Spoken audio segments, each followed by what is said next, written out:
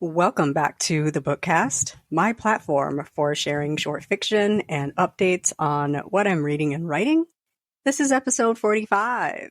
I am D.L. White, author of 11 contemporary Southern and romantic fiction novels featuring Black men and women. I am also a big fan of books, so we usually begin with the book report and then we talk about writing. I am currently writing Elysium, a Black Diamond novella, and we'll talk about that in a minute. If you're new here or a seasoned listener, a bibliophile, or just looking for a good read, I hope you'll enjoy today's show. I am so happy to have your ears for this time, and I'm excited to share my love of reading and writing books with you. I don't think you guys know how monumental it is for me to be able to say I'm writing books because I was in burnout for such a long time. I physically went 2 years without publishing a book. I forced myself to publish Hey Lover so that I didn't go into 2023 with no books published. It's admittedly not my best work, but it's super cute, and I finished it, and it's done. If you want to show your support for this podcast or for me as an author, you are most welcome to do so. Please visit my support site at buymeacoffee.com/Books by D.L. White. You can offer a one-time or recurring monthly gift, which is currently an Atta-Girl show of support. It does not have rewards tied to it, but I'm thinking on how I can plus up membership and provide maybe a little space to talk about each episode or chat about books, what have you. I did have a group a while back, but it grew so slowly, and it was just me talking to people I already talk to all day, every day. So I decided I didn't want to put time and effort toward maintaining that, and I shut it down. So now I need to think thoughtfully about how to bring something like that back. Do I have the energy? Do I have the bandwidth? Do I have the listeners? Do I have the readers to be able to maintain that? Because it can't be just me talking to myself and for other people every day. It costs more to maintain that than it would reimburse me. So while I do appreciate the support and that people might want like like the inside track, it really costs more in energy and time and money than it would benefit anybody. So have to be thoughtful about that. But the other way you can support me is to buy my books. Booksbydlwhite.com/books has all of the good stuff, including Beach Thing by D.L. White. So if you're going to read Elysium, you need to catch up on Beach Thing. You won't see a whole lot repeated throughout Elysium from Beach Thing, but you need to be familiar with Black Diamond because I do mention Black Diamond quite a bit. If you are unfamiliar, Beach Thing is the story of Wade and Amina. What happens on Black Diamond doesn't have to stay on Black Diamond. Wade Marshall, super producer to one of hip-hop's brightest stars, becomes consumed by an attractive distraction, his bold, beautiful, sexy neighbor with the glorious hips and a penchant for ice cream. Amina Porter, daughter of successful New York restaurateurs, moves to the beach town of Black Diamond to fulfill her dream of opening a smoothie shop. She doesn't need the distraction of a new man, but her tall, dark, and handsome neighbor makes it irresistible. Amina's days at Tiki's and Cream are spent cooling off her customers with her gourmet smoothie blends. Her nights on the shores of Black Diamond Bay are enchanting and romantic, and soon Wade and Amina find themselves in the middle of a beach thing, a fun, meaningless tryst that will end when the summer is over. Or will it? Is it really a fling, or should this beach thing lead to the real thing? Indulge in a fun, steamy, #beachy black romance. Welcome to Black Diamond Bay. So I did not ever intend for this book to become a series, much like the series I have running. I did not intend for them to be series, but sometimes the people come and sit in my head and they don't go away. And so Davis Scott, who runs a brand new 5-star hotel on Black Diamond, came and sat down in my head. After I wrote Beach Thing, I tried to write The Pearl. It just didn't work. I got stuck around like 8-ish chapters in, maybe 6, 8 chapters, which is where I usually get stuck because I can do Act 1 like nobody's business. if you're talking about 3 act structure, act 1 like writes itself in my head. And then like once I get that down, I have to think about act 2, and then like our final, like the last hurrah, the final act in the book. I can do act 1 like nobody's business. Acts 2 and 3 take some time usually to come to fruition and develop in my head. That's usually what I spend my time thinking about. And so I put that away, and I don't know where the idea for Elysium came. I think I just wanted to, I always just want to write something like cute, sexy summary. And then I was like, hey, I could set it at Black Diamond, and then I could let it lead into the Pearl. And so that is now where this idea is coming from. Beach Thing is available in ebook, print, and audio. You can head to payhip.com/books by D.L. White to buy that directly from me. All my titles are available in ebook, print, and audio. Well, select titles are available in print and audio. They're all available in ebook at the payhip.com/books by D.L. White. That puts the monies directly into my pocket with virtually no middleman taking 30 to 70% of the retail price. If you prefer to buy them retail, all of my titles are available in ebook wherever they're sold. Amazon, Barnes & Noble, Nook, Apple Books, Kobo Books, Google Play. They're all there. They're also available via subscription sites like Scribd and Kobo Plus, and they're also available to request at your local library. I love to hear that my books are added to circulation at your library via Libby or Hoopla, and I love seeing my books on your shelves, so post those pics. Today we'll start with the book report as always. Then I want to talk about progress on Elysium. I am very excited to talk about it. Today is Saturday, June 3rd. The time is 8:51 a.m. It is a sunny day in Atlanta. I have a mic and I am ready to dig in. But first, coffee.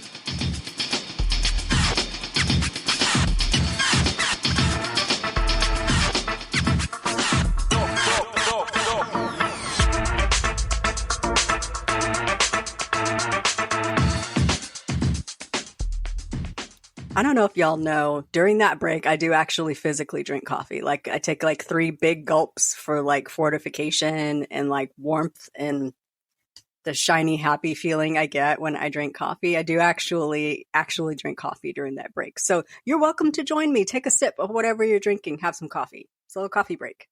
I am so darn proud of how I orchestrate that break, how I bring the music in, fade it in, and then fade it out. Listen, the amount of time that I spend in editing, adding that coffee break. Please appreciate. All right, we begin as always with the book report because I am a book head. It's getting to the point of the year when I just get really excited about all the good books that are coming. Like I log into Goodreads and I see what everybody's reading. I'm like, oh, that looks good. Oh, that looks good. Oh, that looks good. So it must be like a particularly good drop month. Like we were talking yesterday in Dee Dee's Friday Reads Live, that there's certain points of the year when like a lot of books drop, and I feel like they save really good ones for the big glut of books. Like June's big, and then it kind of calms down. September is huge. September is always huge. And then all the way through the fall, we get all of the holiday themed romances. And those are always really fun. I pile those up for December. And then I like to end my year on like a really good, high, sappy note. And I remember like years back, I wrote Unexpected, which is a holiday short, and there weren't hardly any holiday shorts out, particularly from indie. Like there's always like holiday romances, but holiday shorts from indie authors weren't really huge. There were a few people doing them. And I feel like every year, like 900 indie authors release a holiday short, and I just love the heck out of it. I love the heck out of it. So I'm going to try to do one. I have an idea for a Potter Lake novel. I don't know if I want it to be full length or a short. It feels like there's too much going on for it to be a short, but that's the story of my life. I cannot write short. We'll talk about that when I talk about Elysium. This week I read 4 books, and we'll talk about my May wrap up. I read A Chance at Love by Beverly Jenkins, a stellar novel. It's actually going to compete with Indigo for my favorite. I really enjoy it. I don't remember reading this book years ago. I don't think I actually read it, but it was good. It was so good. I read Set by Alexandria House. I asked to read books from authors who wrote couples on that have a long distance relationship, kind of to get in the mood for Elysium, and that one was recommended to me.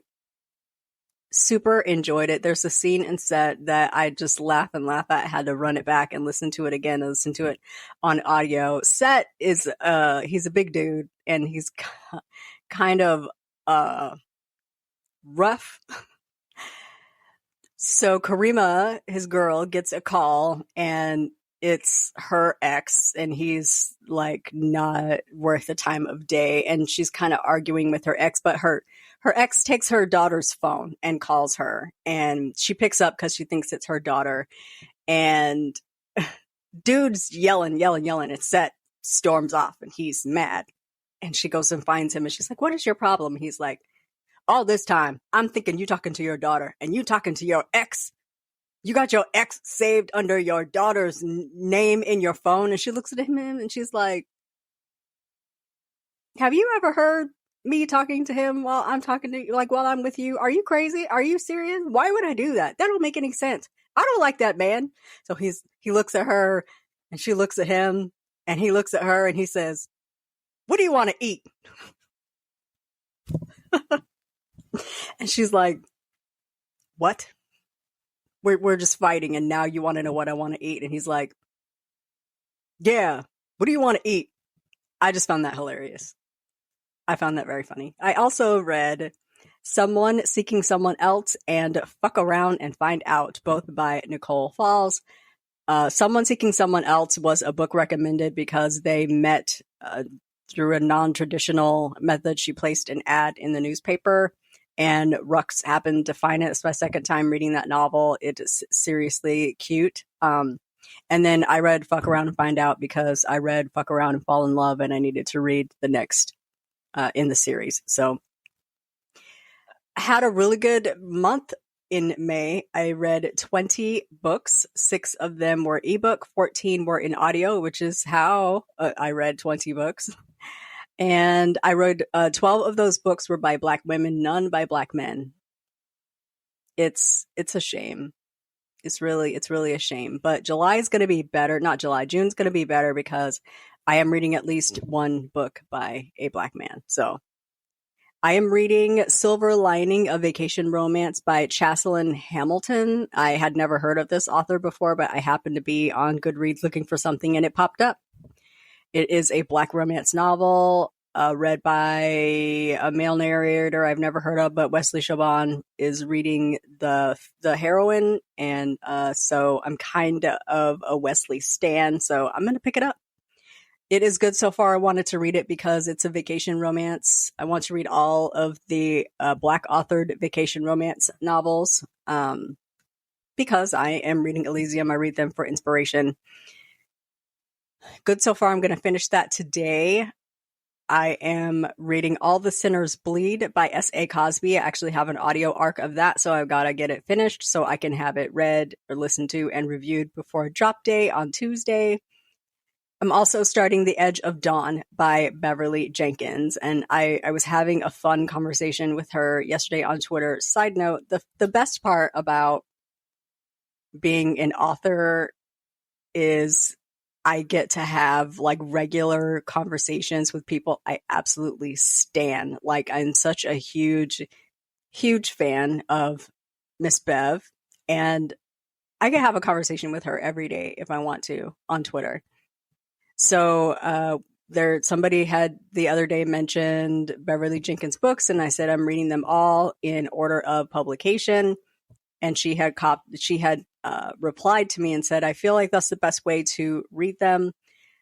When I read them before, I read them like in haphazard manner, like by mood. And I feel like reading them in order lets you see the series build. You see characters from previous books come up in later books, and you'll see how characters from contemporary novels have ties back to the historical novels. So that's fun. I'm just very excited to like be having regular conversations with a legend like Beverly Jenkins. If I could get Miss Brenda to talk to me online, that would be like the pinnacle. I've replied to her a couple times, but I don't think she runs her own social media, so whatever.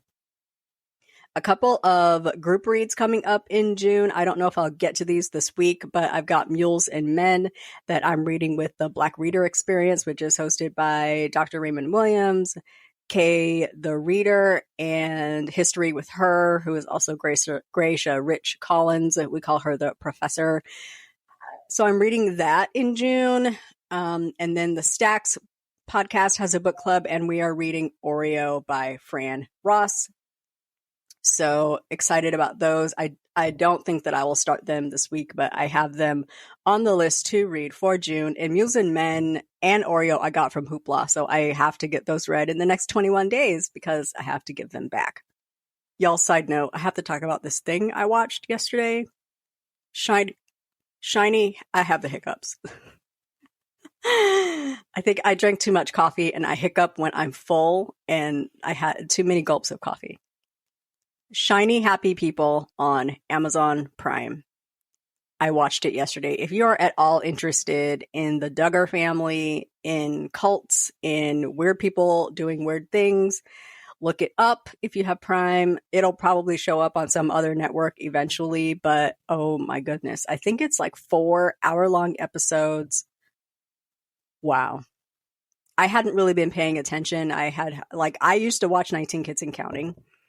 And I was like, oh, what a cute, family. They're kind of fundamentalist Christian, very, really, really very conservative. But I was like, oh, what a cute family. And then, after, I know I kind of lost interest in the show and really lost touch. I don't watch TLC hardly ever.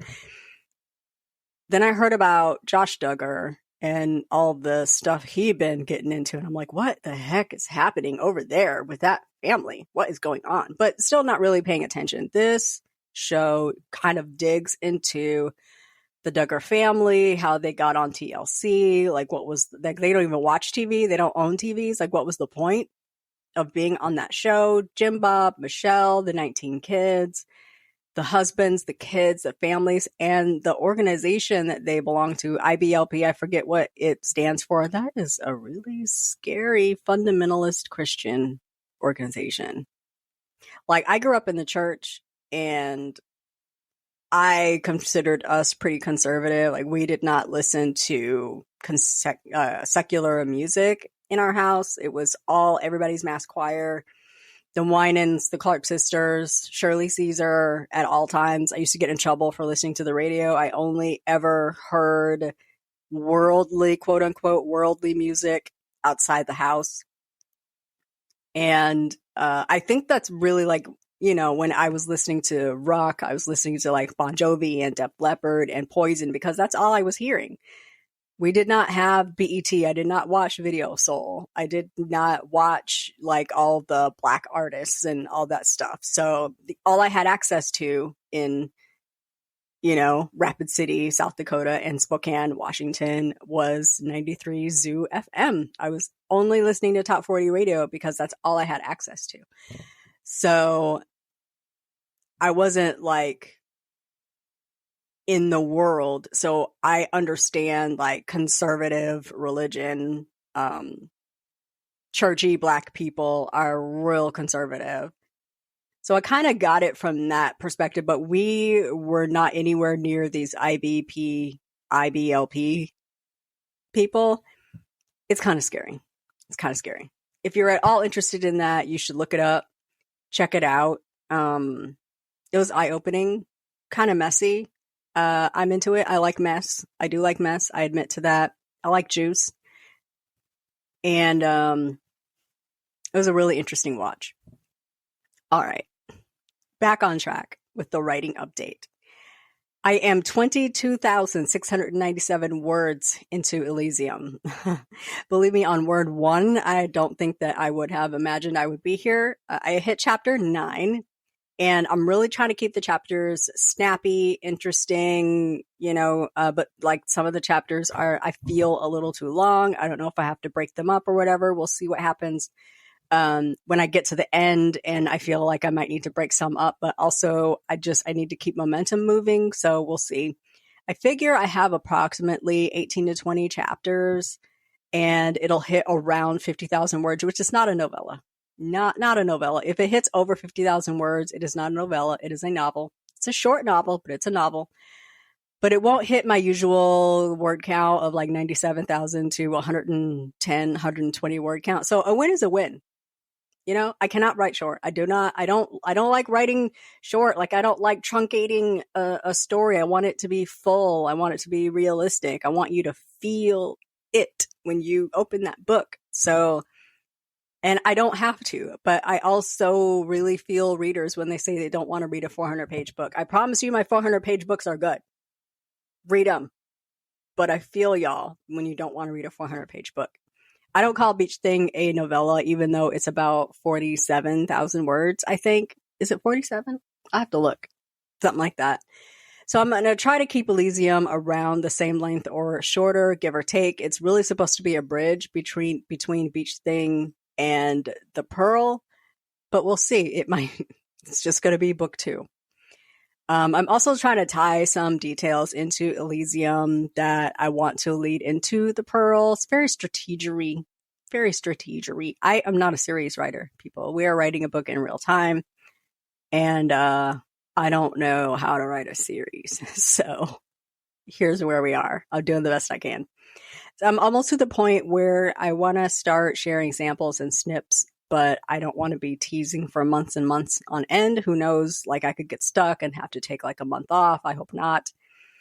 I'm at a pretty good clip, and I feel like I will get a lot written during 20K in 5 days, which is a challenge run by the Wordmakers writing group.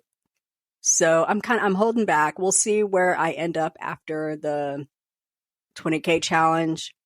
I kind of want to share those first with supporters, like people who have provided a monthly or a one-time gift. I don't know. I'm thinking through like a way to gather and talk about what's coming, like I said earlier, but I also don't want it to be more work than benefit. So we'll see. But I definitely want to start sharing maybe sometime around July. Maybe start sharing some snips, some sample Sundays, etc. Once a week, I could probably do that. We'll see. We'll see how far I get. Appearances. No, I want to go back to talking about Elysium. So I'm writing this novel, and I start a chapter with like bare bones. Things happen in the chapter, and it always ends up like, oh, that's super cute. But I am trying to get away from cute. I want grown and sexy. I want adult. I want sensual. I can't write a book without being a little bit funny. And so I think in my effort to like put my voice and my personality on it, it ends up in cute land. And I'm really, really trying to get away from people saying, oh, that book is so cute. I really tried that with Hey Lover, and I still ended up with, that book is so cute. And I tried my hardest to be like sensual and sexual and steamy in that book. And let me tell y'all something. Let me just tell you something. I get a little embarrassed at how forward the language is. Sometimes it's hard to straddle the line between crass and explicit. And I'm really trying to find that line. I want my books to be read by adults, felt by adults. I want people to be able to relate to the characters. I want the conversations to be realistic. I don't sit with my friends and use formal words. We talk in AAVE. We use slang. We have funny conversations. I want to bring that to the novel, but I also don't want to be crass for being crass sake. I want to be explicit, but I want to keep it classy. You know what I'm saying? So I'm kind of straddling that line where I want it to be good. I want it to be relatable. I want it to be sexy. I want it to be grown. But I also want people to read it and be like, girl, that scene, whew, heavens to Betsy. Like, that's kind of what that's a lot of what writing fan fiction brought me, was the ease in writing intimacy between characters, bringing all of the senses in. What are they feeling? What are they hearing? Like, what is the mood? Like, what is the scent? What is the, like, bring everything into the scene without overwhelming the reader about what's happening, and guide them through the scene, guide them through what's happening, bring out the emotion. It's like, it's very intricate. I mean, if you think writing is easy, I implore you, try to do it well. It's hard. Writing is hard. Writing is really hard. That's kind of where I'm at. And like, I was reading a couple of books this week, and I had to put them down because they were good books, but they were cute. I'm not aiming for cute. I am aiming for an adult fiction novel with sexual themes, adult language. I'm 49. I want to write like a grown-up, but I don't want to be crass. You know what I'm saying? I don't know if that makes sense, but that's where I'm at. So I write a scene and I'm like, oh, that's cute. Now we got to punch this up. So like, I go over it and over and over it. And then I close it and then I open it up the next day and I'm like, I need some more work. I need to improve this. And I go over it and over it and over it. Then I move on to the next scene and I close it up. And then I open it up like 2 hours later. I'm like, not quite right. And then I go over and over and over it. And this is why writing gets on my nerves. Like, the people that love writing are probably not going through this level of review. Like, they're just banging out of words and then they put it away and then they come back and they're like, oh, I can edit. And then they bang out some more and then they're done. And how? You're single draft writers. How, Sway?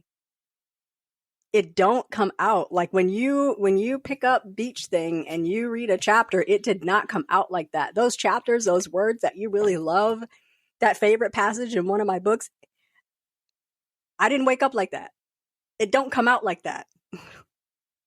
It is like polishing, revision. Like, it's, that sound that it's like bus, club, another club, another club, another club, no sleep. That is writing a novel. Every single chapter. So yeah, I have to get to a point where it's good. I have to give it to betas so they can read it and give their thoughts and recommendations.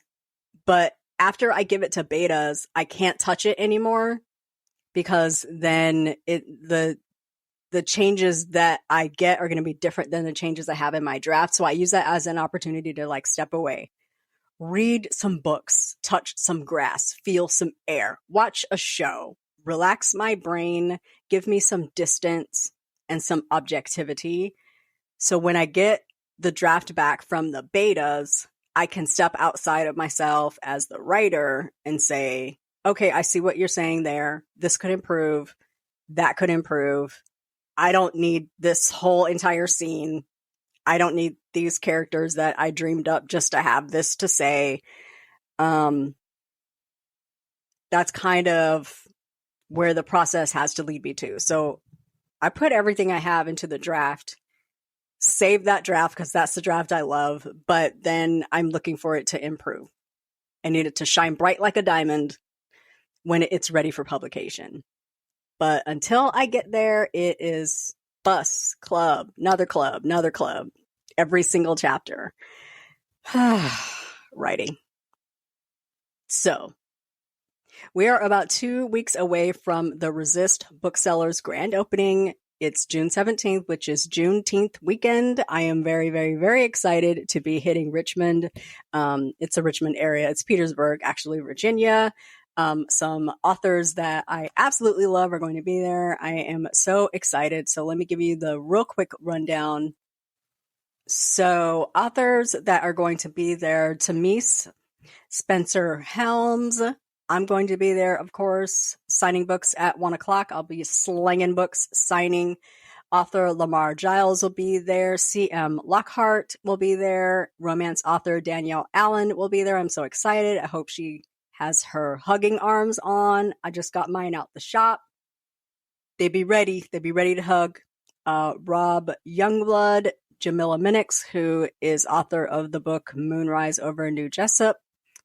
Zelda Lockhart will be there. We are going to have so much fun. I'm very, very excited to be in the building. Some people that I know and love will also be there. So I'm just really excited to like be out the house and in the atmosphere with the people hugging. It's going to be a really good time. There's a friend of mine that I've known since like the late 1900s, like 1991, maybe 2001. I don't remember when I met Angie, but we have been friends forever, and I have seen her maybe once in my life, for real. We've been friends online forever. We talk every day, but I think I have seen Angie maybe once. A couple of years ago, I saw Angie, and she lives in the area, so I'm going to see her. I'm wildly excited. Wildly excited. This morning, I was shopping for cute outfits to wear. So I'm gonna be there. If you are in the area or anywhere within driving distance, you should come. It's going to be a good time. Resist is the only Black owned bookstore in Petersburg, so we're very excited. And of course they stock my books, which you don't hardly hear from for like an indie with sales, like, you know, small list indie authors, kind of unheard of. So I'm very excited to be in the building. Really looking forward to it. I don't know if you can tell. Well, I've been talking for a long time, so I'm going to drink my coffee and listen to my books and get ready for all of my Saturday activities. I will be writing later, I think, at least tomorrow. So I need to get the book to the point. I have my book to the point where my characters have met in person, and it is a great scene. I'm very excited about it. I'm excited to go in and punch it up. And then I need to get them to the island for a very romantic few days. I do have in mind how that's going to go. So I'm just excited to get to it. I just need to think through the execution, think through how that happens. So in order to do that, I have to get off this mic. So that brings us to the end of today's episode. Thank you so much for joining me for another episode of the Bookcast. I will be back next week with a reading update and a writing update. Please enjoy this weekend. Have a superlative week. And we'll chat again next weekend. Bye-bye.